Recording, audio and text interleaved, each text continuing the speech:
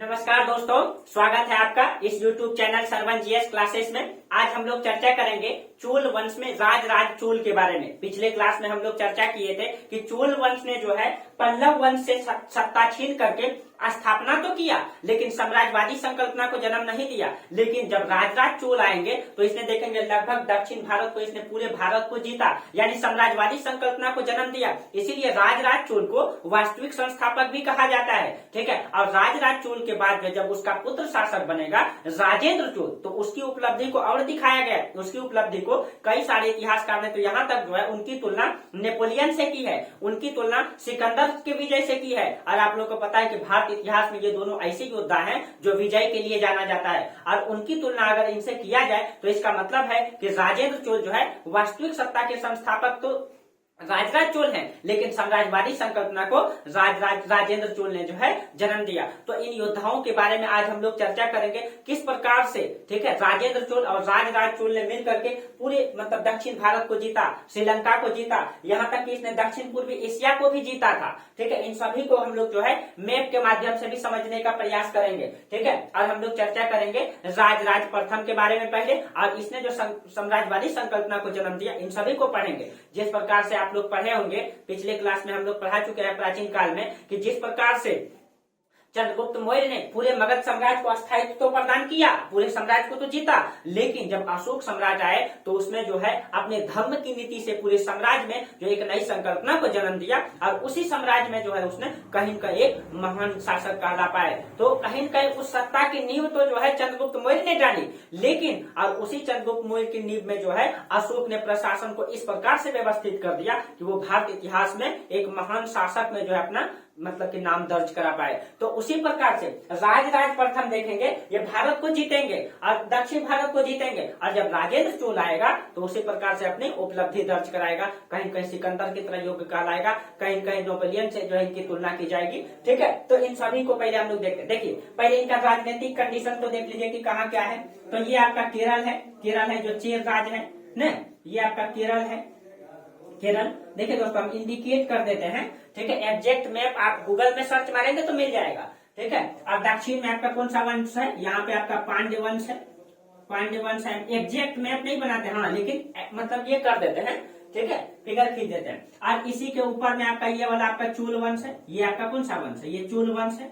ठीक है। और चोल के ऊपर में जो है यहाँ पे आपका ऊपर में यहाँ आपका कल्याणी के चालुक है। और इसके ऊपर में ये वाला जो है आपका ये वेंगी के चालुक यहाँ पे आ चुका है। ठीक है। वेंगी के चालुक के आ चुका है। ठीक है। आज जो पश्चिम में आपका है यहाँ पे ये आपका पश्चिमी हिस्सा जो है, ये पश्चिमी गंग वंश है। यहाँ पे पश्चिमी गंग वंश है इस क्षेत्रों में। ठीक है। पश्चिमी गंग वंश ये भारत का राज्य। हाँ, अगर ये बंगाल को देखा जाए, ये जो आपका बंगाल का इलाका है, यहाँ पे अभी पाल वंश की ही सत्ता है।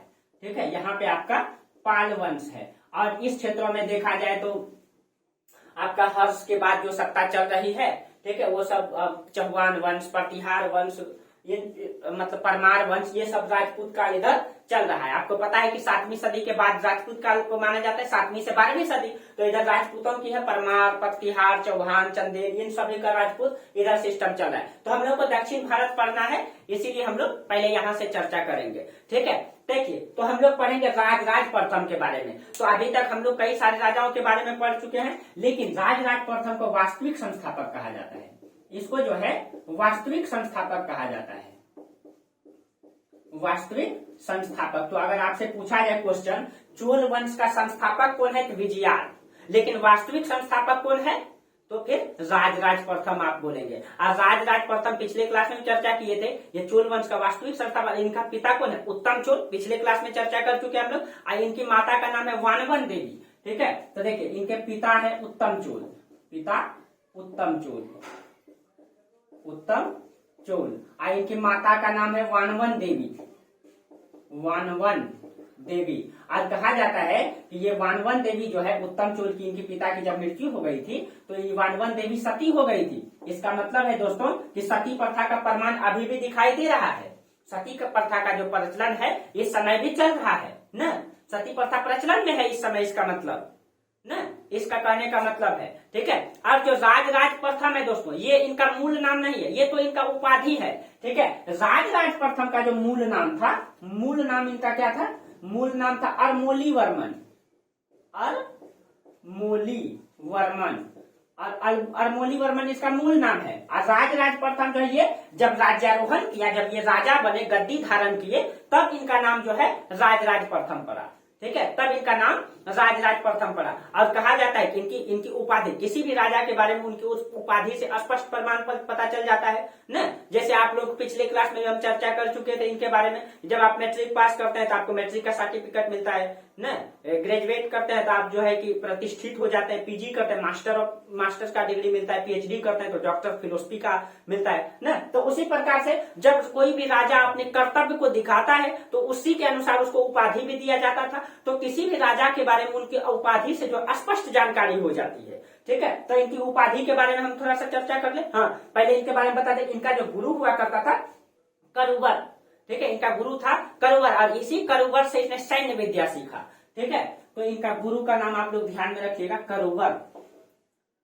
करुवर, और इसी से इन्होंने सैन्य विद्या ग्रहण किया था। ठीक है, और इनकी पत्नी का नाम था त्रिभुवन देवी,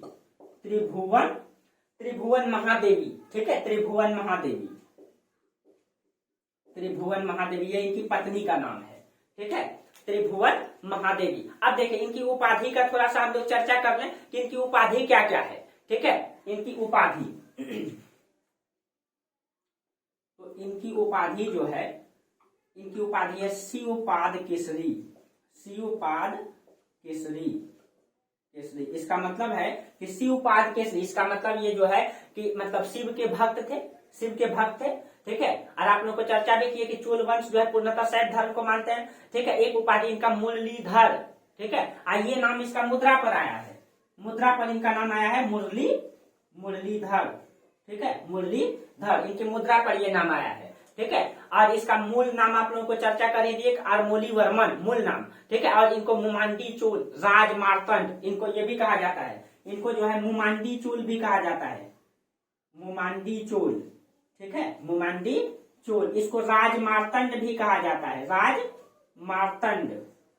मार्तंड भी कहा जाता है। और कई सारा उपाधि इसने कहा जाता है कि विजय के उपलक्ष्य में लिया था, जब अभियान किया इसने, कई सारे क्षेत्रों को जीता, तो उसके उपलक्ष्य में इसने कई सारी उपाधि ग्रहण किया, जैसे सिंहलात्मक। ठीक है, सिंहलांतक। तो विजय के उपलक्ष्य में इसने कौन कौन सी उपाधि ग्रहण की थी? ठीक है, विजय मतलब जब कोई क्षेत्रों को जीता तो उसके उपलक्ष्य सिंहलांतक।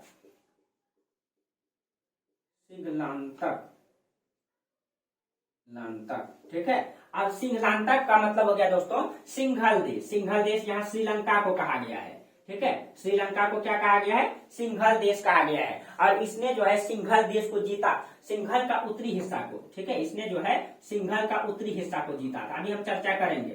तो श्रीलंका को सिंघल देश कहा गया है, उसी को जब इसने जीता था, इसी के उपलक्ष्य में इसने जो है सिंघलांतक उपाधि लिया था, तो इसने सिंघल देश को जीता।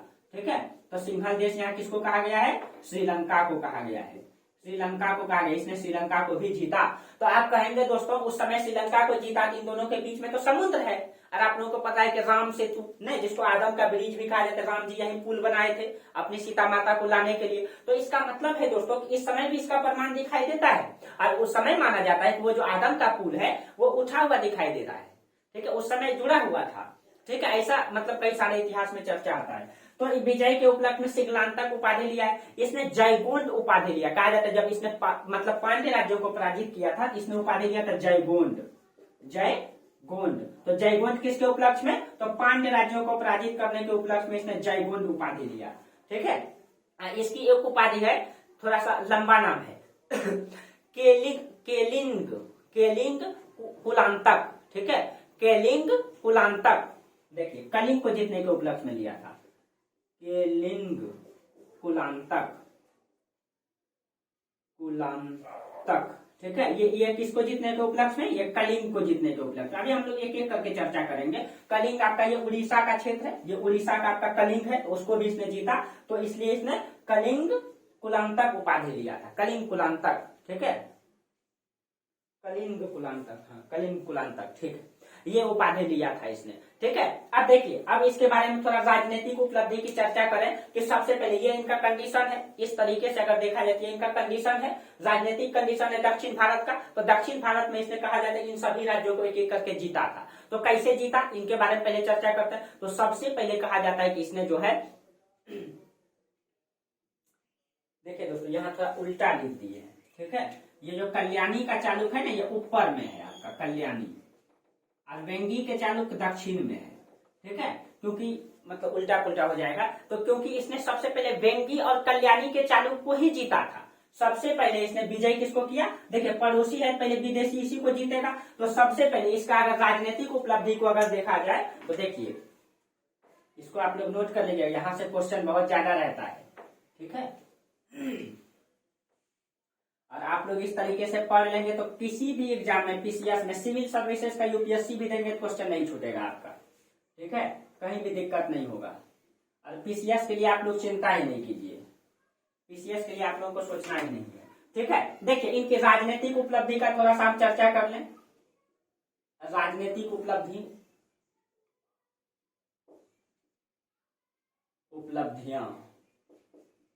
थोड़ा सा आप लोग राइटिंग में नहीं जाइएगा दोस्तों। ठीक है, क्योंकि स्पीड में लिखेंगे और उतना अच्छा भी। ठीक है, आप लोग सुन करके तो प्रयास कीजिएगा। ठीक है, देखिए तो राजनीतिक उपलब्धि में अगर हम चर्चा करें, सबसे पहले इसने वेंगी और कल्याणी के चालुक को जीता। ठीक है, दोनों को जीता, और वहां से बाद में कहा जाता है जीतने के बाद वहां से इसने वैवाहिक संबंध भी स्थापित किया। ठीक है, वहां से वैवाहिक संबंध भी। तो सबसे पहले इसने वेंगी और कल्याणी के चालुक को जीता, वेंगी प्लस कल्याणी को जीता। इसका मतलब है कि इन दोनों को जीता, बाद में यहाँ पे वैवाहिक संबंध भी स्थापित किया। ठीक है, यहाँ वैवाहिक संबंध भी स्थापित किया इसको जीतने के बाद। और कहा जाता है कि श्रीलंका का जो उत्तरी भाग है, श्रीलंका का उत्तरी भाग को इसने जीता, जिसको मतलब वहां का मुख्य केंद्र अनुराधपुर। देखिए श्रीलंका का उत्तरी भाग का मुख्य केंद्र कहाँ था, अनुराधपुर, अनुराधपुर। तो इसने जो है, आज श्रीलंका का नाम क्या है, सिंघल देश। तो दूसरा में इसने किसको जीता, तो इसने जो है श्रीलंका को जीता, श्रीलंका को जीता। और इसका मुख्य केंद्र कहाँ बनाया, अनुराधपुर को बनाया। ठीक, और ये ध्यान में रखिएगा, ये श्रीलंका को पूरा नहीं जीता था, सिर्फ उत्तरी हिस्सा को इसने जीता, श्रीलंका का उत्तरी हिस्सा को जीता। और यहाँ का मुख्य केंद्र कहाँ बनाया, अनुराधपुर बनाया। ठीक है, अनुराधपुर, इसका नाम सिंघल देश आया है। ठीक है, अब कहा जाता है इसकी राजधानी इसने जो है पोलोनुरवा को बनाया। ठीक है, पोलोनुरवा, इसकी राजधानी जो है पोलोनुरवा को बनाया। यानी कि जब अनुराधपुर इसका मुख्य केंद्र था, लेकिन जब इसने पूरे उत्तर को जीता तो इसका राजधानी इसने कहाँ बनाया, इसका राजधानी बनाया पोलोनुरवा को, पोलोनुरवा। ये क्वेश्चन पूछ सकता है। ठीक है, पोलो, और इसका नाम यहाँ पे क्या है, श्रीलंका का नाम सिंघल देश। देखिएगा यहाँ कंफ्यूज नहीं करना है, श्रीलंका का नाम सिंघल देश आया, यानी इसने सिंघल को जीता और पूरे उत्तरी सिंघल को जीता, इसलिए उसका अनुराधपुर उसका मुख्य केंद्र था। जब इसने जीता तो इसने राजधानी कहाँ बनाया, पोलोनुरवा को राजधानी बनाया इसने। ठीक है, पोलोनुरवा को राजधानी बनाया। और समस्त उत्तरी मतलब श्रीलंका को जो है जयनाथ मंडलम कहा गया है, समस्त उत्तरी श्रीलंका को। यानी कि इसने पूरा उत्तरी श्रीलंका को जब जीता तो उसको क्या कहा गया है, जयनाथ मंडलम। ठीक है, जयनाथ मंडलम। तो पूरे उत्तरी श्रीलंका को क्या कहा गया है, जयनाथ मंडलम। देखिए इसने पूरे उत्तरी श्रीलंका को जीता, जो जयनाथ मंडलम के नाम से जाना जाता है। श्रीलंका को सिंघल देश कहा गया है, पूरे श्रीलंका को सिंघल देश, उत्तरी श्रीलंका को जयनाथ मंडलम, उसका मुख्य केंद्र अनुराधपुर था। लेकिन जब इसने जीता तो उसका मुख्य केंद्र पोलोनुरवा को बनाया। इसमें एकदम कंफ्यूज नहीं होना है, आप लोग एकदम क्लियर कर लीजिएगा इसको। ठीक है, क्लियर कर, यहाँ से क्वेश्चन आता है। ठीक है, और उसके बाद कहा जाता है जब यहाँ पे इसने जो है इसके अभिलेख में नाम आता है। ठीक है, जब इसने ये जो अब जयनाथ मंडलम है ना, इसका अभिलेख में नाम आता है, ये नाम इसका अभिलेख। और अभिलेख के बारे में हम चर्चा कर दिए हैं, इसलिए अब आपको बताने की जरूरत नहीं है। इसका जो अभिलेख है, इसका जो पता चलता है, ये तंजौर अभिलेख से पता चलता है। ठीक है, और यह अभिलेख राजराज प्रथम का है। ठीक है, राजराज प्रथम का कौन सा अभिलेख, पिछले क्लास में हम चर्चा कर चुके हैं, तंजौर अभिलेख। ठीक है, तंजौर अभिलेख से इनके राजनीतिक उपलब्धि का पता चलता है। इसी अभिलेखों में इसका नाम क्या है, जयनाथ मंडलम को इसने जीता। जयनाथ मंडलम मतलब पूरे उत्तरी श्रीलंका को जीता। ठीक है, उत्तरी श्रीलंका को जीता। और कहा जाता है कि यहाँ पे इसने, ठीक है, शैव मंदिर का भी निर्माण करवाया था। ये जो अनुराधपुर है, जब पोलुनर्वा को राजधानी बनाया, ठीक है, तो यहाँ पे इसने कई सारे शैव मंदिर का निर्माण किया जो आज भी दिखाई देता है। ठीक है, यहाँ पे क्योंकि ये शैव धर्म अवलंबी थे, इसीलिए यहाँ पे इसने कई सारे शैव मंदिर का भी निर्माण करवाया। और इनका जो शैव मतलब मंदिर जो बनाए गए दोस्तों, इनकी शैली बहुत विशेष है। ठीक है, भव्य मंदिर है और शैली है, और अभी चर्चा करेंगे इसके बारे में। और आप लोग को आर्ट एंड कल्चर में इन सभी के बारे में पूर्ण रूप से खोल करके रख देंगे, मंदिर निर्माण शैली के बारे में। ठीक है, क्योंकि क्वेश्चन यहाँ से भी आता है। चलिए, तो सबसे पहले इसने बेंगी के चालुक्य, कल्याणी के चालुक्य को जीता, उसके बाद श्रीलंका को जीता। ठीक है, श्रीलंका के बाद आपको पता है कि यहाँ पे द्वीप है। कौन सा द्वीप है? भारत का जो केंद्र शासित प्रदेश है, कौन सा है? आप लोग कमेंट जरूर कीजिएगा। ये है आपका लक्षद्वीप। क्या है आपका? लक्षद्वीप। तो कहा जाता है कि इसने लक्षद्वीप को भी जीता। और ये भारत का केंद्र शासित प्रदेश है। वर्तमान में भारत का 8 केंद्र शासित प्रदेश है ना। आप लोगों को पता होगा कि उत्तर में जम्मू कश्मीर और लद्दाख 2 केंद्र शासित प्रदेश बन गया। उसके नीचे आइए तो आपका मतलब कि चंडीगढ़, उसके बाद मतलब उसके दक्षिण में आए तो दिल्ली, 4 हो गया। दमन द्वीप और मतलब कि दादर नगर हवेली, ये तीनों को मिला करके एक बना दिया गया और वो हो गया आपका दादर नगर हवेली। तो कितना हो गया? 1 2 3 4 5। उसके बाद आ जाइए इधर आपका अंडमान निकोबार द्वीप समूह 6, लक्षद्वीप 7 और एक है आपका पुडुचेरी जो 3 राज्यों में है। ठीक है, एक आपका है आपका आंध्र प्रदेश में यनम, उसके बाद तमिलनाडु में 2 है पुडुचेरी और कराईकल, और केरल में है आपका माहे। ठीक है, यानी पुडुचेरी 4 स्थानों में है, क्योंकि वहां फ्रांसीसियों का कब्जा था उस स्थान पे। जब वो छोड़ के गए तो उस विभिन्न स्थान पे पुडुचेरी रह गया। उसका कुछ शर्त है, ठीक है, जो हम लोग यहाँ चर्चा नहीं, आगे चर्चा करेंगे। ठीक है, चलिए हाँ, तो आप देखिए इसने पूरे उत्तरी श्रीलंका को जीता। ठीक है, अब देखिए हम लोग चर्चा कर रहे थे तो हाँ, इसने लक्षद्वीप को भी जीता। इसके बारे में हम चर्चा कर रहे थे कि इसने लक्षद्वीप के नीचे एक, यहाँ भी एक देश है दोस्तों, मालदीव। ठीक है, लक्षद्वीप नहीं, मालदीव को भी इसने, और लक्षद्वीप को भी जीता था। यहाँ पे पड़ता है आपका मालदीव। ठीक है, मालदीव। और आपको पता है कि एशिया महादेश का सबसे छोटा देश मालदीव है। इसी की राजधानी कहाँ है? माले है। एशिया महादेश का सबसे छोटा देश मालदीव है। ठीक है, तो इसने मालदीव को जीता था, लक्षद्वीप नहीं दोस्तों। इसने जो है मालदीव को जीता था। ठीक है, मालदीव को भी जीता। मालदीव को जब जीता था, कहीं कहीं इसने जो है लक्षद्वीप को भी जीता होगा। लक्षद्वीप को भी जीता होगा क्योंकि इसी रास्ते से तो वो आते। ठीक है, इसी रास्ते से तो आते। ठीक है, तो मालदीव को भी उसने जीता। ठीक है, और इसके अभिलेख में इसे जो है, ठीक है, सांडी मत्ती लिवू कहा गया है। ठीक है, सांडी मत्ती लिवू, मालदीव को क्या कहा गया इनके अभिलेख में? सांडी मत्ती लिवू कहा गया है। एक ही में लिखिएगा इसको। ठीक है, इसको मालदीव को ये नाम से पुकारा गया है इसमें। ठीक है, अब इसके बाद कहा जाता है कि इसने केरल को भी जीता। इसके बाद इसने ये जो आपका केरल है, केरल को भी इसने जीता। इन सभी क्षेत्रों को इसने जीता था।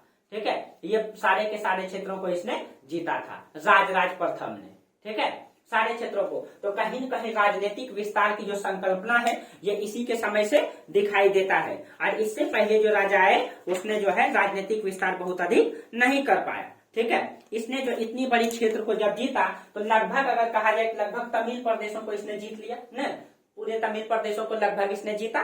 ठीक है, अब देखिए इन सारे क्षेत्रों को जीता, दक्षिण को भी जीता। तो इसलिए जो है राज प्रथम को वास्तविक संस्थापक के रूप में जाना जाता है। जब इतने बड़े क्षेत्रों को जीता दोस्तों तो इनकी आर्थिक उपलब्धि तो बहुत अधिक रही होगी। ठीक है, इसने प्रशासन को चुस्त दुरुस्त किया होगा। तो इनके बारे में थोड़ा सा हम लोग देख लेते हैं आर्थिक उपलब्धि के बारे में इनका। ठीक है, कि अर्थव्यवस्था को सुधारने के लिए इसने कौन कौन सा कार्य किया। देखिए थोड़ा सा इनका आर्थिक उपलब्धि को समझ लीजिए। ठीक है, इनकी आर्थिक उपलब्धि क्या है? तो आर्थिक उपलब्धि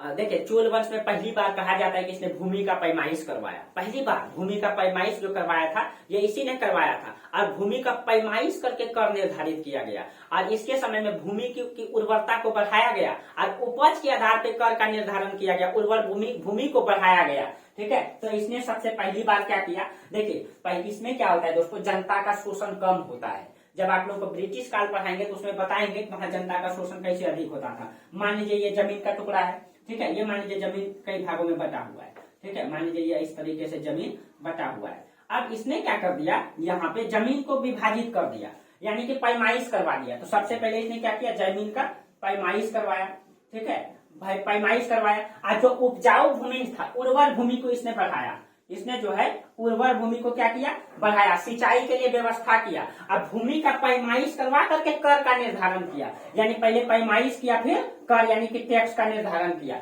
ठीक है। अब देखिए मान लीजिए ये भूमि है, इस भूमि में, ठीक है, इस भूमि में ये 5 बीघा का जमीन है, मान लीजिए ये 5 बीघा है, ठीक है। तो इसमें उपज के आधार पे टैक्स निर्धारित किया। पहले क्या होता था, ये 5 बीघा जमीन है, ठीक है, 5 बीघा जमीन है, इसमें मान लीजिए कि 20 क्विंटल धान होगा, मान लीजिए 20 क्विंटल धान होगा, उगता तो और ज्यादा है, ठीक है, 20 क्विंटल धान होगा। अब उपज के आधार पे टैक्स लिया जाएगा। हालांकि लगभग प्राचीन काल से लेकर आधुनिक काल तक में जो है अंग्रेजों को छोड़ करके हमेशा टैक्स 1/6 से 1/3 रहा है।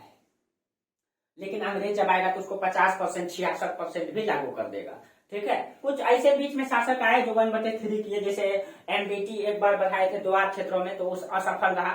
एफएसटी लागू किए थे, ठीक है, तो वो सब हम लोग चर्चा करेंगे आगे, ठीक है। तो ये रहा, लेकिन यहाँ पे कर का जो निर्धारण किया गया भूमि के उपज के आधार पे किया, यानी कि कभी क्या होता था, पहले पानी की कमी के कारण क्या होता था, उपज कभी कम होता था। उपज कम होता था तो पहले टैक्स निर्धारित, 5 बीघा जमीन है तो उसको हर साल मान लीजिए टैक्स निर्धारित कर दिया है कि आपको 20 क्विंटल धान देना है, तो उपज हो या ना हो आपको 20 क्विंटल पहुंचाना होता था। लेकिन जब राजराज प्रथम आए तो बोले नहीं, जितना उपज होगा उसका टैक्स हम फिक्स निर्धारित कर देते हैं। 20 क्विंटल होगा 5 क्विंटल पहुंचाइएगा, 10 क्विंटल होगा 2.5 क्विंटल पहुंचाइएगा, यानी उपज क्या था। इससे क्या होता था, जनता का शोषण कम होता था, किसान समृद्ध होता था, खुशहाल होता था। जब किसी भी देश का किसान, जो हमारे देश का मतलब पेट पालने का काम तो किसान ही करता है दोस्तों, भले हम बिजनेस करें, ये करें वो करें, बहुत चीजें करें, हम आपके पास पढ़ा भी रहे तो जो भोजन करके आए हैं, तो भोजन का उपज जो आधार है उसका, ठीक है, भोजन कौन दिया, किसान। लेकिन हमारे देश का जो किसान का हालत आज भी खराब है और उस समय भी खराब था। ब्रिटिश काल में जब शोषण होता था तो उस समय भी किसान का हालत वही था, आज भी किसान का हालत वही है, ठीक है। तो ये हालांकि ये सरकार की पॉलिसी पे निर्भर करता है, ठीक है, सरकार की पॉलिसी पे निर्भर करता है। और जो हमारा देश का जो मुख्य आहार है, जो आधार है इस देश के जीने का, किसान, क्योंकि भारत का लगभग अभी भी लगभग 55% जनसंख्या जो है कृषि पर निर्भर है, 55% लगभग में, ठीक है, कृषि पर। इसीलिए किसानों की व्यवस्था मतलब कि अर्थव्यवस्था के लिए सरकार को नई पॉलिसी लागू करनी चाहिए, ठीक है। बाकी आप लोग खुद तय करेंगे, आप लोग अधिकारी बनेंगे तो जरूर इन सब पॉलिसी को जो है कि सरकार के सामने प्रस्तुत करिएगा, बड़े बड़े अधिकारी बन जाइएगा तो, ठीक है। चलिए, तो इसने क्या किया, इससे क्या हो गया कि किसानों का जो शोषण है कम होने लगा, ठीक है। अब देखिए इसकी संस्कृति की थोड़ा सा उपलब्धि की चर्चा कर लें। इसने संस्कृति, अपनी संस्कृति को फैलाने के लिए क्या क्या उपलब्धि इसने हासिल किया, ठीक है। इसकी संस्कृति कौन कौन सी, अब देखिए कहा जाता है कि तंजौर में बृहदेश्वर मंदिर का निर्माण करवाया, जो शिव मंदिर है। विष्णु मंदिर का निर्माण करवाया नागपट्टनम में, एकदम सेव तंजौर का शिव मंदिर कई बार पूछ चुका है, ठीक है। तो इसने जो है तंजौर में कौन सा मंदिर, तो बृहदेश्वर मंदिर, जो कई बार क्वेश्चन पूछा गया है, बृहदेश्वर मंदिर। इसको एकदम आप लोग नहीं भूलेंगे, इसको एकदम नहीं भूलिएगा, ठीक है, नहीं भूलिएगा। बृहदेश्वर का मंदिर, और ये सब कौन सा मंदिर, ये भी कुछ पूछा गया, ये कौन मंदिर, ये शैव धर्म देवता को समर्पित है, ठीक है। और जबकि जो है विष्णु मंदिर नागपट्टनम में बनाया गया है, नागपट्टनम, तो नागपट्टनम में विष्णु मंदिर बनाया गया है, विष्णु मंदिर इसी के द्वारा। और यहाँ पे जो इस समय का जो मंदिर दिखाई देता है दोस्तों, बहुत ही भव्य भव्य मंदिर बनाया गया है। इनकी विशेषता यह है कि ये तोरण द्वार बनाते थे, यानी कि एक, वो वर्ड नहीं आ रहा है, यानी कि एक फिक्स क्षेत्र को फिक्स कर देता था, ठीक है, और एक निश्चित क्षेत्र में उनकी ऊंचाई को निर्धारित कर दिया जाता था, और उसमें दरवाजा लगा दिया जाता था, बड़ा सा गेट जिसको तोरण कहा जाता था। और यहाँ पे जो है छोटा मंदिर फिर बड़ा मंदिर होता था, और इसकी जो मतलब कि ये मंडपम की ऊंचाई है ये अधिक होता था। और राजा जो है इस मंदिर को कई सारे उपयोग में लाते थे, कई सारे उपयोग में। वहां पे मंदिर का परिसर बनता था, मतलब मान लीजिए ये मंदिर है, ये मंदिर, यहाँ पे भव्य मंदिर का निर्माण हुआ तो ये परिसर बना देते थे, इतने बड़े एक परिसर में इसका निर्माण होता था। और यहाँ पे बड़ा सा गेट लगा दिए, बड़ा सा गेट, ठीक है, गेट लगा दिए। और ये जो परिसर है इसका उपयोग कई सारे कामों के लिए होता था। यहाँ पे समाज के समूह यानी पंचायती होता था, ये मंदिर के परिसर में होता था। किसी मतलब कि नृत्य गान का आयोजन भी होता था यहाँ पे, ठीक है, सामाजिक लोग अपने कार्य भी कर लेते थे यहाँ पे। तो इस तरीके से मंदिर का निर्माण दिखाई देता है यहाँ पे, यानी कि अपने सार्वजनिक काम को भी मंदिर परिसर में कर लिया जाता था। आज भी होता है लेकिन आज बहुत कम हो रहा है, ठीक है, अब ऐसा नहीं बनता है मंदिर, ठीक है। तो उसका मंदिर और राजा का मंदिर के दीवारों में वो अभिलेख लिखवा दिया गया है राजा ने, ठीक है। तो ये दिखा, और यहाँ पे अधिकतर जो मंदिर बना है ये लाल बलुआ पत्थर से बना है, ठीक है, जो बहुत ही ये होता है, ठीक है।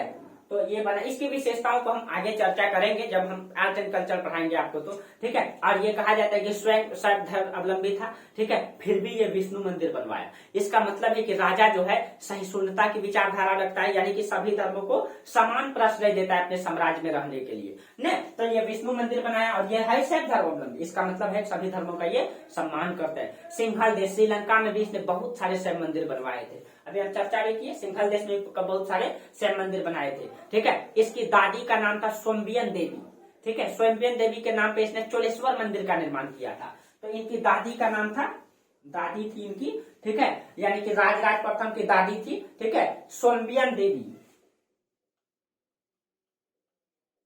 सोम्बियन देवी, ठीक है। इनके नाम पे इसने जो है चोलेश्वर मंदिर बनाया था, चोलेश्वर मंदिर एकदम नहीं भूलिएगा। और आप लोग इसको सर्च मार के देखिएगा गूगल में, ठीक है, इन सभी मंदिरों को देखिएगा कितना भव्य सब है, ठीक है, चोलेश्वर मंदिर। बाकी हम आर्ट एंड कल्चर पढ़ाएंगे तो आप लोगों को चर्चा करेंगे। और इनके दीवारों पर कहा जाता है इनका अभिलेख पाए गए, अभिलेख का मतलब दीवारों पर ही अपने बारे में लिख दिया गया, इन्हीं के चोलेश्वर मंदिर के दीवारों में। ये पत्थर से बना हुआ है, वो मिलता ही नहीं है, ठीक है। और दक्षिण भारत के लगभग मंदिर द्रविड़ शैली के बने हुए हैं, ठीक है। और यहाँ के मंदिर में ग्रेनाइट पत्थर, बेसाल्ट पत्थर, सॉरी लाल बलुआ पत्थर, गलती बोल दी दोस्तों, लाल बलुआ पत्थर तो यहाँ पाया जाता है मध्य ये मालवा के क्षेत्रों में, ठीक है। ग्रेनाइट पत्थर का इस्तेमाल किया गया है, ठीक है। और यहाँ पे बेसाल्ट चट्टान का इस्तेमाल जो बहुत ही कठोर होता है, ठीक है, उसका इस्तेमाल किया गया। और कई सारे एकात्मक मंदिर बनाए गए जो एक ही पत्थर का बना हुआ है। आप लोगों को आर्ट एंड कल्चर में पूरा पढ़ाएंगे इसके बारे में, ठीक है। और इसी के समय एक राजा था श्रीमार विजयोतुंग वर्मन, इसी के समय एक राजा था श्रीमार विजयोतुंग वर्मन, श्रीमार विजयोतुंग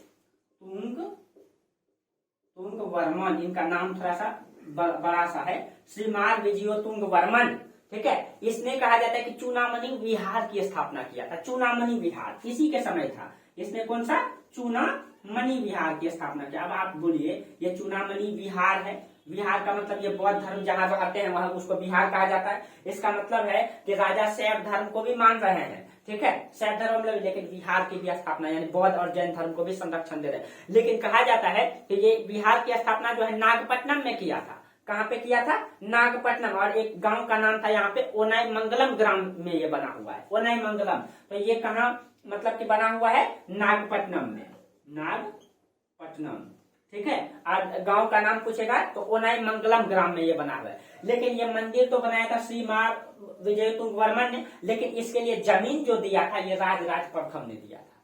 इसका मतलब राजा बौद्ध धर्म, जैन धर्म, शैव धर्म सभी धर्मों का सम्मान कर रहे हैं न, सहिष्णु विचारधारा के हैं, किसी भी कट्टरपंथी विचारधारा के ये राजा ऐसा दिखाई नहीं देते हैं, ठीक है। तो इनकी उपलब्धि को भूला नहीं जा सकता है दोस्तों। तो हम आपको चर्चा किए थे ना कि किसी भी राजा के बारे में उनकी उपाधि से ही उनका स्पष्ट पता चल जाता है। बड़े बड़े उपाधि लिए इसका मतलब काम भी उनका क्या होगा, बड़े बड़े होगा, ठीक है। और ये मंदिर सब भव्य सब बना हुआ है। और उस समय जो मंदिर बनाया जाता था वो लगभग एक राजा का जीवन बीत जाता था, 40 साल 50 साल। और एकात्मक मंदिर, भव्य सब मंदिर जो आज भी है, सोचिए ये बनाए हैं लगभग 10वीं 11वीं सदी में, आज भी है, यानी 1000 साल हो चुका है इन सभी मंदिरों का, और आज भी उसी तरीके से है ये मंदिर, ठीक है। और आप लोगों को कभी मौका मिले तो दक्षिण भारत जाइएगा तो इन सब जगह को जरूर घूमिएगा, ठीक है। भारत तो मतलब कहा जाता है दोस्तों, भारत में दुनिया का हर चीजें मिल जाएगा आपको, ठीक है। वही जम्मू कश्मीर चाहिए ठंडा प्रदेश, दक्षिण चाहिए गर्म प्रदेश, मध्य भारत में रहिए आप, सभी प्रकार की जलवायु, कहा जाता है कि भारत में दुनिया की सभी प्रकार की जलवायु पाई जाती है, लगभग 11 प्रकार की जलवायु भारत में पाई जाती है, ठीक है। जो भारतीय विशेषता है, यहाँ हर प्रकार के जीव जंतु, हर प्रकार के पशु पक्षी, हर प्रकार की जलवायु, हर प्रकार के मौसम देखने के लिए मिलेगा। और अभी आपको पता है कि अभी सदाबहार यानी कि बसंत का महीना चल रहा है न, ठंड खत्म हुआ, बसंत का महीना है, पेड़ पौधे एकदम हरे भरे हो गए हैं न, और मंजर सब आ गया है सब चीजों में न। अब जो है कि सभी पेड़ पौधे फल देंगे, ये बसंत का महीना है। आज आप लोग गाना भी सुने होंगे न, कि कौन सा गाना एक बना है इसमें, पतझड़ सावन बसंत बहार, ये मौसम है प्यार का। तो आप लोग खूब मस्ती कीजिए आपस में न, माँ पिता के साथ एकदम प्यार के साथ घूमने चलिए न, और बसंत के महीना में भारत का भ्रमण कीजिए, ठीक है। और भारत बहुत प्यारा है दोस्तों, आप लोग घूमेंगे, ठीक है। तो जब आप अध्ययन किए हुए रहेंगे तो भारत का हर एक चीजों को समझ पाएंगे, ठीक है। शायद बहुत सारे लोग भारत को नहीं समझ पाते हैं, जब आप इन चीजों का गहरा अध्ययन करेंगे तो समझ पाएंगे कि भारत क्या है, ठीक है। भारत में दुनिया की हर चीजें प्राप्त है दोस्तों, बस इनको गहराई से जानने की जरूरत है, समझने की जरूरत है। हाँ, ये तभी हो सकता है जब आप गहरा अध्ययन करेंगे, ठीक है। और ये मौसम भी घूमने का है, एकदम निकल जाइए आप लोग न, कोई अपने उनके साथ जाएंगे घूमने, कोई माँ पिता के साथ जाएंगे, बाकी तो सब आप लोग समझ ही रहे हैं क्या। और जिनका जिनका है कमेंट करके जरूर बताएंगे आप लोग क्या। चलिए, तो बाकी हम मजाक कर रहे थे दोस्तों, ठीक है। कभी कभी हो भी जाना चाहिए क्या, पढ़ाई से हट करके भी कुछ बातें होनी चाहिए, ठीक है। जिंदगी ऐसे ही चलता है दोस्तों, ठीक है। आप लोग मतलब ये जब दर्शन पढ़िएगा तो और एंजॉय आएगा, ठीक है। तो पढ़ाएंगे 2-3 दर्शन, आप लोगों को बोध और जैन तो थोड़ा बहुत पढ़ाई ही, ठीक है। तो इसी तरीके से चलिए, अब राजराज प्रथम के बाद कहा जाता है कि राजेंद्र प्रथम शासक बनते हैं, और राजेंद्र प्रथम की उपलब्धि को तो और भूला नहीं जा सकता है, ठीक है। इनको खत्म ही कर लेते हैं दोस्तों, ठीक है। राजेंद्र प्रथम को भी हम लोग खत्म ही कर लेते हैं। फिर हम अगले क्लास में इसका प्रशासन पढ़ा देंगे। राजेंद्र प्रथम, राजेंद्र प्रथम, ठीक है। और ये जो है जिस प्रकार से चंद्रगुप्त मौर्य ने मगध साम्राज्य की नींव डाली और उसमें से प्रशासन को चला करके अशोक जो है महान शासक बने, उसी प्रकार से राजेंद्र प्रथम, राजराज प्रथम ने इन सारे क्षेत्रों को जीत लिया, लेकिन जब राजेंद्र प्रथम आए तो इनको और चुस्त दुरुस्त किया, ठीक है। इसने और अपनी उपलब्धियों को और आगे बढ़ाया अशोक की तरफ, ठीक है। इसलिए इनकी कई सारी उपाधि, ठीक है, दिखाई देगा आपको। और कहा जाता है कि इसे जो है राजेंद्र प्रथम को चूल वंशों के महान शासकों में से माना जाता है, ठीक है। महान शासकों में माना जाता है क्योंकि इसकी राजनीतिक उपलब्धि और बड़ी दिखाई देती है, राजनीतिक उपलब्धि, ठीक है। और कहा जाता है कि इनका पिता वही राजराज प्रथम और माता त्रिभुवन महादेवी, ठीक है, उन्हीं दोनों से उत्पन्न हुआ। तो ये इनका पिता कौन हो जाएगा, इनका पिता हो जाएगा राजराज प्रथम, राजराज प्रथम, और माता का नाम त्रिभुवन महादेवी, त्रिभुवन महादेवी, ठीक है, त्रिभुवन महादेवी। अब देखिए कहा जाता है कि ये इनको शिक्षा का बहुत रुचि था, शिक्षा का बहुत रुचि था, ठीक है। और जो व्यक्ति शिक्षा में रुचि रखेगा दोस्तों, वो संसार का बहुत चीजें हासिल कर पाएंगे, ठीक है। क्योंकि शिक्षा एक ऐसा चीज है जो आपसे कोई छीन भी नहीं सकता है। अगर आप वास्तविक रूप में शिक्षा ग्रहण कर लेंगे, संसार का किसी भी कोना में रहेंगे, आपको कभी तकलीफ नहीं हो सकता है, ठीक है। क्योंकि शिक्षा ही वो मूल आधार है जो किसी भी समाज का निर्माण कर सकता है, किसी भी व्यक्ति का निर्माण सही ढंग से कर सकता है। शिक्षा जो आपसे कोई छीन नहीं सकता है, ठीक है। और शिक्षा से आप संसार का किसी भी उपलब्धि को हासिल कर सकते हैं, किसी भी उपलब्धि को, ठीक है। चलिए, और ये तो मैंने अपना अनुभव शेयर किया आपको, ठीक है। अब देखिए, तो कहा जाता है ये शिक्षित राजा था और इससे विद्या में बहुत रुचि था, जिस कारण से इसने विद्यालयों का भी निर्माण किया था। और जो राजा शिक्षा में ध्यान देंगे, ठीक है, शिक्षा का प्रचार प्रसार करेंगे, वो कभी भी गलत काम नहीं कर सकते हैं, ठीक है। हाँ, एक्सेप्शन हो सकता है दोस्तों, लेकिन शिक्षित व्यक्ति अधिक समाज को जान पाते हैं, समाज को समझ पाते हैं। कैसे दोस्तों, हम आपको ये बात बताते, मान लीजिए कि किसी भी डिस्ट्रिक्ट को संभालने के लिए एक ही डीएम का काम होता है, और वो एक ही डीएम पूरा डिस्ट्रिक्ट को संभाल के रखते हैं। क्यों? क्योंकि उस डीएम को जो है उस क्षेत्र का एक तो पहले राजनीतिक कंडीशन पढ़ा हुआ है, वो पॉलिटी पढ़े हुए हैं, उनको पता रहता है।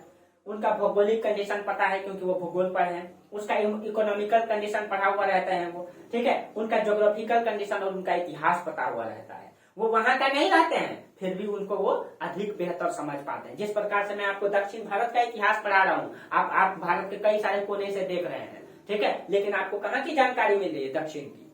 तो इतिहास पढ़ें। इसी तरह जब ज्योग्राफी पढ़ाएंगे तो यहाँ का भौगोलिक कंडीशन आपको पता चलेगा, वहाँ क्या उपजाया जाना चाहिए।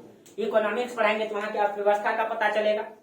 पॉलिटिक्स पढ़ेंगे, वहाँ की राजनीतिक सिस्टम पता चलेगा। तो आप उन क्षेत्रों को घर बैठे जान सकते हैं।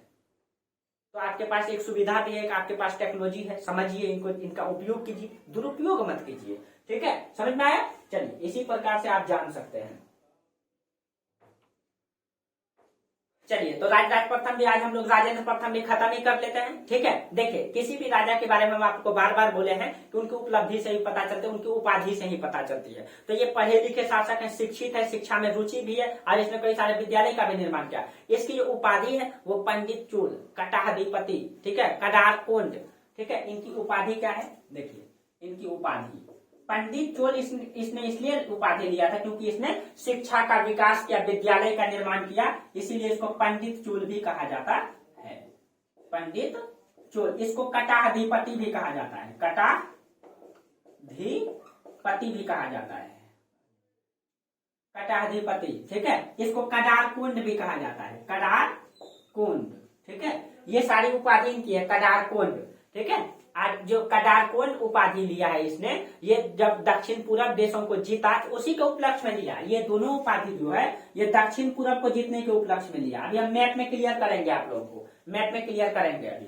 ठीक है, आज इनके विषय में जानकारी का स्रोत पिछले क्लास में चर्चा कर दिए थे और यहाँ भी बता देते हैं, तिरुवलंगाडु अभिलेख और करंडई दान पत्र अभिलेख। ठीक है, देखिए इनकी जानकारी का स्रोत दो अभिलेख है। ठीक है, तो तिरुवलंगाडु अभिलेख, तिरुवलंगाडु अभिलेख और एक है आपका करंडई दानपत्र अभिलेख, करंडई दानपत्र अभिलेख।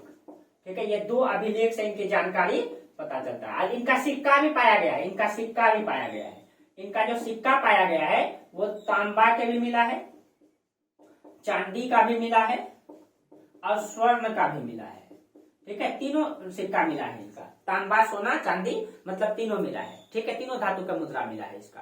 ठीक है, और लेकिन कहा जाता है कि इनकी उपलब्धि को देख करके, ठीक है, इसने जो है दक्षिण पूर्वी को भी देशों को जीता, श्रीलंका को, इसने पूरे श्रीलंका को जीता, मालदीव को जीता, पूरे दक्षिण को जीता, उत्तर भारत को भी जीता। तो इनके विजय अभियान को देख करके, ठीक है, इतिहासकार ने, ठीक है, इसको दक्षिण भारत का नेपोलियन कहा है। ठीक है, इतिहासकार ने इसको क्या कहा है? दक्षिण भारत का नेपोलियन। तो इनको जो है ध्यान में रखेगा, दक्षिण भारत का नेपोलियन भी कहा जाता है, नेपोलियन। ठीक है, और एक इतिहासकार है नीलकंठ शास्त्री, इसने इसकी तुलना सिकंदर से की है, इनकी विजयों की तुलना सिकंदर से की है। तो इस इतिहासकार है नीलकंठ शास्त्री, इसने जो है इसकी विजय की तुलना, इसने जो विजय अभियान किया है उसकी तुलना सिकंदर से की है। और आपको पता है इतिहास में सिकंदर एक ऐसा शासक है दोस्तों, एक ऐसा वीर योद्धा है जिसने कभी सर नहीं झुकाया। उनके पिता से उसने विजय की संकल्पना जो अपने पिता से सीखा था। उनके पिता ने उनको कहा था, बेटा पहले यूनानी साम्राज्य को संभाल, तो दुनिया बहुत बड़ी है। लेकिन सिकंदर ने बोला, नहीं पिताजी, ठीक है, जब मैं किसी चीजों को ठान लेता हूँ, प्रण ले लेता हूँ, तो पीछे नहीं हटना चाहिए। और तब उनके पिता ने उनको एक शिक्षा दिया था, बेटा याद रखना, जब तुम विजय के लिए जा रहे हो तो एक बात हमेशा ध्यान में रखना, अपना जो निशाना है ना वो तीर के नोक पे रखना हमेशा, यानी कभी पीछे मुड़ के नहीं देखना। तो सिकंदर को सिकंदर क्यों कहा जाता है दोस्तों? क्योंकि उसने जिंदगी में कोई युद्ध नहीं हारा। ठीक है, तो उन ऐसे योद्धाओं से आप लोगों को सीखना चाहिए, हम लोगों को सीखना चाहिए अपने जीवन में। ठीक है, कि हार मानना ही कायरता है। ठीक है, सिकंदर ने कई सारे युद्ध को इसीलिए जीता क्योंकि वो डरे नहीं। कहा जाता है कि कई सारा युद्ध तो सिकंदर के नाम से ही कई सारे शासक ने जो है कि हार गया, कि सिकंदर आ रहा है, वो शासक जो कभी हारा नहीं है, डर से आत्मसमर्पित कर दिया। तो कहते हैं ना कि आपका मतलब निडर ही मतलब कि ये है, आपकी हिम्मत ही आपका विजय है, आपकी ताकत, आपका साहस ही आपका क्या है? विजयी है। तो ये चीजें सिकंदर के अंदर से सीखने से मिलता है। ठीक है, तो यहाँ भी वही चीजें हैं। ठीक है, जब कोई व्यक्ति डट करके खड़ा हो जाता है, नहीं मुझे ये चीजें प्राप्त करनी है, चाहे जो भी हो जाए, चाहे धरती और आसमान को एक करना पड़ जाए, मेरा लक्ष्य है, मैं हासिल करके रहूंगा। हाँ, उसके प्रति कर्तव्यनिष्ठ तरीके से मेहनत करना पड़ेगा, ईमानदारी पूर्वक, कभी भी लक्ष्य पीछे नहीं हो सकता है। ठीक है, चलिए तो अब देखिए इनका राजनीतिक उपलब्धियों को हम लोग चर्चा कर लें। तो इसके लिए हम अलग मैप बनाते हैं, इसके लिए हम पूरा मैप ही बना देते हैं। ठीक है, एशिया का मैप बनाते हैं तो ज्यादा समझ में आएगा, क्योंकि इसने लगभग दक्षिण पूर्वी एशिया को इसने जीता। तो इनकी विजय की तुलना अगर ऐसी की गई है तो इनको मैप में समझना जरूरी है। आप लोग भी मैप बना लीजिएगा। आप लोग सोचते होंगे सर खाली मैपे में बताते हैं, मैप में दोस्तों सब चीजें क्लियर हो जाता है। ठीक है, और ऐसे ही पढ़ना चाहिए। आप एग्जाम में भी लिखेंगे तो ऐसे लिखेंगे, ज्यादा बेटर रहेगा। ठीक है, चलिए थोड़ा सा मैप बना लेते हैं एशिया का।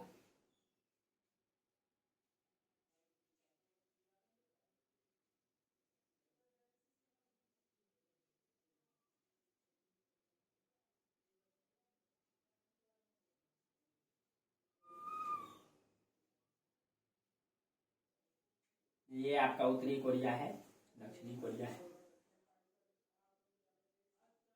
ये हो गया एशिया। देखिए एग्जैक्ट नहीं, लगभग ये आपका हो गया दक्षिण पूर्वी देश, इंडोनेशिया, मलाया, इधर आपका जापान, ठीक है, होक्काइडो, होन्शु, क्यूशु, शुकोकु, 4 द्वीप मिलकर के, ये सुमात्रा, जावा द्वीप, ये इंडोनेशिया, यहाँ पे फिलीपींस, ठीक है, और यहाँ पे आपका है सिंगापुर, ठीक है, यहाँ पे आपका श्रीलंका न, और यहाँ पे आपका मालदीव, यहाँ पे आपका मालदीव, ठीक है, मालदीव है, ये क्षेत्र है। अब देखिए यहाँ पे शासन कर रहे हैं वो, ठीक है, ये दक्षिण में। अब देखिएगा इसने इन सभी क्षेत्रों को जीता, उसकी तुलना हम करेंगे। सबसे पहले इसने जो है कल्याणी के चालुक्य को जीता। तो आप लोग कहिएगा, देखिए फिर थोड़ा सा यहाँ पे बना देते हैं, ठीक है, देखिए अभी यहाँ पे थोड़ा सा एक मैप बना देते हैं। आप लोग कहिएगा इनके पिता ने भी कल्याणी के चालुक्य को जीता। तो देखिए ये आपका केरल राज्य, ये आपका केरल है, देखिएगा केरल है, ठीक, और ये आपका दक्षिण में पांड्य राज्य है, पांड्य है, इसके ऊपर में आपका चोल वंश है, चोल है, इधर आपका वेंगी और कल्याणी के चालुक्य, और इसमें आपका पश्चिमी गंग है। तो इसके पिता ने भी तो इन दोनों को जीता, तो इसके पिता ने भी जीता, लेकिन इसके पिता, इसके ऊपर में आपका ये कल्याणी का चालुक्य, कल्याणी है, ठीक है, और ये आपका वेंगी का चालुक्य है। तो इसने फिर से कहा जाता है कि इसने सबसे पहले कल्याणी के चालुक्य को जीता। कहा जाता है कि इसके पिता ने भी इसको जीता था, लेकिन ये बीच में स्वतंत्र हो गया था।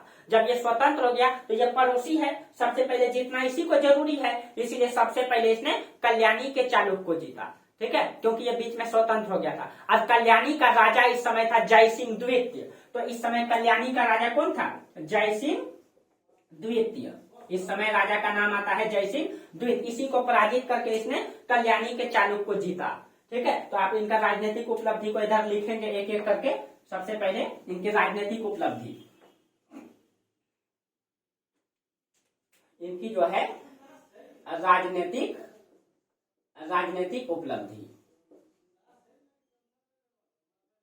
उपलब्धियां न, तो सबसे पहले इसने जो है कल्याणी के चालुक्य को जीता। इसने जो है सबसे पहले कल्याणी के चालुक्य को जीता। कल्याणी का शासक कौन है? जयसिंह द्वितीय, ठीक है। उसके बाद इसी साल इसने सिंघल विजय किया था, ठीक है। सिंघल का शासक इस समय था महेंद्र पंचम। यहाँ का शासक ये देखिए, ये श्रीलंका हो गया, तो यहीं पे लिख देते हैं, ये छोटा सा बनाया है, ये पूरा श्रीलंका। इसने देखिए, इसके पिता ने आधा श्रीलंका को जीता, तोंडमंडलम को, लेकिन इसने जो है पूरे सिंघल देश को ही जीत लिया, सिंघल देश को ही जीत लिया। तो इसने पूरे श्रीलंका को जीता। तो दूसरा में इसने किसको जीता? सिंघल देश को जीता, ठीक है, सिंघल देश को जीता। और सिंघल देश का राजा इस समय कौन था? महेंद्र पंचम। और महेंद्र पंचम को कहा जाता है, ये गिरफ्तार करके जो है यहाँ ला लिया था। और जब ला लिया अपने राज्य में, चोल वंश में, तो इनको 12 साल कैद में रखा गया। और 12 साल जब ये कैद में रहा, इसकी मृत्यु हो गई महेंद्र पंचम की, ठीक है, कैद में इनकी मृत्यु हो गई, ठीक है। इस तरीके से इसने सिंघल। अब देखिए उसके बाद कहा जाता है कि इसने केरल और पांड्य को भी जीता, ठीक है, और मदुरा को मुख्यालय। इसने क्या किया देखिएगा, ये केरल है, ये पांड्य, इसके पिता ने भी दोनों को जीता था, लेकिन जब इसने जीता फिर से, तो इन दोनों को, केरल और पांड्य दोनों को मिला दिया गया, दोनों को मिला दिया इसने। अब मिला करके इसने जो है इसका मुख्यालय कहाँ बनाया? मदुरा, जो तमिल में पड़ता था, ठीक है। इसका मुख्यालय कहाँ बनाया? मदुरई को बनाया, ठीक है, मदुरा को बनाया। तो तीसरा में इसने किसको जीता? तो पांड्य को भी जीता और केरल को भी जीता, केरल को भी। इन दोनों को इसने मिला करके मदुरई, ठीक है, मदुरई या मदुरा, ठीक है, मदुरई को क्या बना दिया? मुख्यालय बना दिया उसका, यानी राजधानी बना दिया, ठीक है, राजधानी बना दिया। उसके बाद इसने वेंगी के चालुक्य को जीत करके, यानी कि पहले हम बताए कल्याणी के चालुक्य, उसके बाद इसने किसको जीता? वेंगी के चालुक्य, वेंगी के चालुक्य को जीता। हाँ याद रखिएगा, इनका जो राज्याभिषेक है, हम बोलना भूल गए, इनका राज्याभिषेक जो है 1014 ईस्वी में हुआ, 1014 ईस्वी में राज्याभिषेक हुआ, यानी गद्दी संभाला। लेकिन अपना इसने राजनीतिक विस्तार 1017 ईस्वी से प्रारंभ किया, ठीक है, राजनीतिक विस्तार 1017 ईस्वी से प्रारंभ किया इसने, ठीक है। और सबसे पहले इसने कल्याणी को ही जीता, और उसी वर्ष 1017 में इसने श्रीलंका को भी जीता, ठीक है, उसी वर्ष, ठीक है। चलिए उसके बाद कहा जाता है कि इसने जो है मतलब वेंगी के चालुक्य को जीता। अब वेंगी के चालुक्य को जीत करके वहां पे राज नरेश, उनका भांजा हुआ करता था, उसको रख दिया। यानी वेंगी के चालुक्य को जीता, ठीक है। उसके बाद किसको जीता, वेंगी के चालुक्य को। वेंगी को जीता, यहाँ पे अपने भांजा को रखा। भांजा का नाम था राजराज नरेश। राजराज नरेश, राज नरेश को यहाँ रख दिया और इसने अपने पुत्री का विवाह इसी से करा दिया, यानी अपनी भांजा से अपनी पुत्री का विवाह करा दिया और उनको एक राज्य सौंप दिया। ठीक है, एक राज्य सौंप दिया। और इसने बंगाल के राजा महिपाल और कलिंग को भी जीता। तो इस समय जो है इसने यहाँ पे कलिंग है, ये आपका कलिंग है, और इसने यहाँ पे आपका बंगाल है। ठीक है, बंगाल है। तो इसने जो है बंगाल के राजा हुआ करते थे महिपाल। महिपाल, इसने महिपाल को भी जीता और कलिंग को भी इसने जीता। ठीक है, कलिंग को भी इसने जीता। इसका मतलब है कि इसने लगभग उत्तर भारत में भी देखिए अपना साम्राज्य विस्तार कर रहे हैं। ठीक है, इसने जो है यहाँ बंगाल और कलिंग को भी जीता। और कहा जाता है, आपको पता है कि यहाँ पे आपका गंगा बहती है। ठीक है, देखिए इधर उत्तराखंड से निकलती है गंगा और इस तरह से बंगाल की खाड़ी में जाके गिर जाती है। तो इसने जो है जब बंगाल को जीता था तो यहाँ से गंगा का पानी भी लेकर के आया था, क्योंकि गंगा को जो हिंदू धर्म में पवित्र मतलब नदी मानी गई है। ठीक है, तो कहा जाता है गंगा के पानी भी ये लाया था। ठीक है, यानी कि पूरे इसने जो है दक्षिण भारत, इसका मतलब है कि इसका विजय को अगर देखा जाए तो पूरे इसने दक्षिण भारत को जीता ने, दक्षिण भारत को इसने जीता। प्लस में इसने उत्तर भारत में बंगाल, कलिंग ने, कलिंग को जीता। उत्तर भारत में बंगाल को जीता, उत्तर भारत में देखा जाए बंगाल को जीता, कलिंग को जीता। कलिंग दक्षिण में ही पड़ता है लेकिन उसका। और उसके बाद इसने श्रीलंका को भी जीता, श्रीलंका को भी जीता। इसके अलावा इसने कहा जाता है कि इसने जो है ये जो आपका दक्षिण पूर्वी एशिया है, अब इधर थोड़ा हम मिटा देते हैं। ठीक है, ये वाला मैप हम मिटा देते हैं। अब देखिए इसके अलावा इसने भारत के बाहर ये जो आपका दक्षिण पूर्वी एशिया है इसको भी जीता। अब ये जो कहा जाता है कि अराकानयोमा पर्वत है, ये भारत का जो पूर्वोत्तर राज्य है अराकानयोमा पर्वत। उसके बाद यहाँ म्यांमार है। ठीक है, जिसको हम लोग बर्मा भी कहते हैं। ठीक है, तो इसने कहा जाता है इसके अलावा इसने बर्मा को भी जीता। अराकानयोमा पर्वत कहा जाता है, चंद्रगुप्त मौर्य का घोड़ा दोस्तों ये अराकानयोमा पर्वत को नहीं पार कर पाया, क्योंकि ये बहुत ही कठिन पहाड़ी क्षेत्र है। लेकिन जो है इसने जो उन क्षेत्रों को जीता, बर्मा तक को इसने जीता। ठीक है, और इधर वियतनाम कंबोडिया तक के क्षेत्रों को जीता। और चीन ये इधर का जीतने का कारण था कि वो व्यापारिक संबंध को मजबूत बनाना चाहता था चीन से। ठीक है, चीन से व्यापारिक कंडीशन मजबूत करना चाहता था। ठीक है, अब कहा जाता है इसने जो है कंबोडिया के इस समय राजा हुआ करते थे खमेर। ठीक है, खमेर से संबंध स्थापित किया। ठीक है, यहाँ पे दूत मंडल भी भेजा था। ठीक है, तो इसने जो है आपको पता है यहाँ पे आपका ये थाईलैंड, वियतनाम, कंबोडिया ये वाला देश है। ठीक है, वहां पे कंबोडिया है, तो इसने जो है कंबोडिया को भी जीता। ठीक है, और यहाँ पे याद रखेगा यहाँ का राजा था खमेर। हाँ, राजा खमेर। ठीक है, खमेर से संबंध स्थापित किया, यहाँ पे दूत मंडल भी भेजा था, ये याद रखिएगा। ठीक है, इसने दूत मंडल भी यहाँ भेजा था। ठीक है, और इस देखिए जब इसने दक्षिण पूर्वी क्षेत्रों को जीता, इस क्षेत्रों का विजय को जो है इसको कडारमम विजय कहा जाता है। ये जो दक्षिण पूर्वी देशों को इसने जीता, ठीक है, इसको कडारमम विजय कहा जाता है, कडारमम। ठीक है, कडारमम विजय। और यहाँ पे शैलेंद्र वंश का शासन चल रहा था कडारमम विजय में, यहाँ पे शैलेंद्र वंश का शासन चल रहा था यहाँ पे। ठीक है, कडारमम विजय किया था शैलेंद्र वंश, और इसका उद्देश्य क्या था, आर्थिक क्षेत्रों को मजबूत करना, क्योंकि जब इन क्षेत्रों को जीतेगा तो चीन से सीधा व्यापार हो पाएगा। ठीक है, तो अर्थव्यवस्था मजबूत करने के लिए इसने जो है चीन से व्यापार करने के लिए इन क्षेत्रों को जीता था। और कहा जाता है कि कंबोडिया में इसने दूत मंडल भी भेजा और चीन भी इसने दूत मंडल भेजा था। तो याद रखिएगा चीन प्लस कंबोनेशिया। ठीक है, कंबोडिया दोनों स्थान पे इसने क्या किया, दूत मंडल को भेजा। ठीक है, दोनों स्थान पे दूत मंडल को भेजा। कहीं कहीं इसका विजय जो है कहीं कहीं लंबी अधिक दिखाई देती है। ठीक है,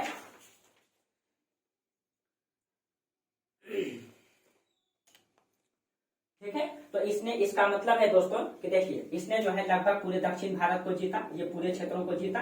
ठीक है, पूरे श्रीलंका को जीता, इसने जो है कलिंग को जीता, बंगाल को जीता, गंगा से पानी लाए इन क्षेत्रों को इसने जीता।